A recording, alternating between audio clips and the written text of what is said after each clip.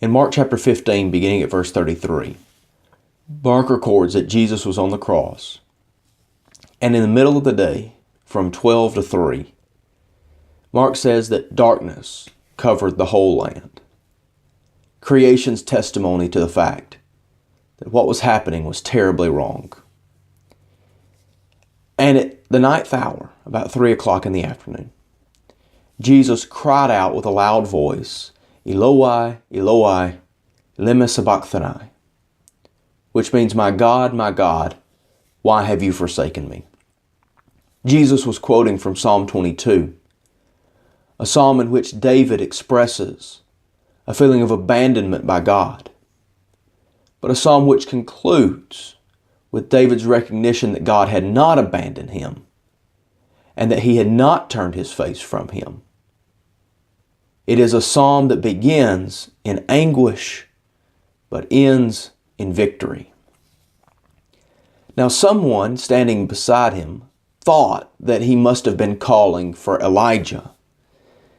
And so they ran and filled a sponge with sour wine and gave it to him to drink, saying, let's see if Elijah will come down. Perhaps they were trying to extend his life to see what would happen. But in verse 37, Jesus uttered a loud cry and then breathed his last. Now, that would have been an uncommon occurrence for someone being crucified, because most of the time, someone died from crucifixion because they suffocated. They could not breathe anymore. So for him to be able to utter a loud cry would have been unique. And when he breathed his last, the curtain of the temple was torn in two from top to bottom.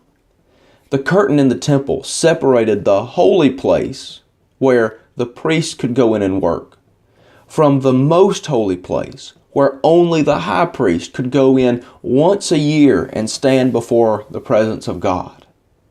Now, the curtain that separated the presence of God was torn in two, which indicates God-given access to his presence. And in verse 39, when the centurion saw that in this way he breathed his last, he said, truly, this man was the Son of God. Now that brings us to a climax in the book of Mark. Because in chapter 1 and verse 1, he said, the beginning of the gospel of Jesus the Christ, the Son of God. And in chapter 8 and verse 29, when Jesus asked his disciples who they thought that he was, Peter confessed that he was the Christ. And now in chapter 15, at his death, the Gentile centurion confesses that this was the Son of God.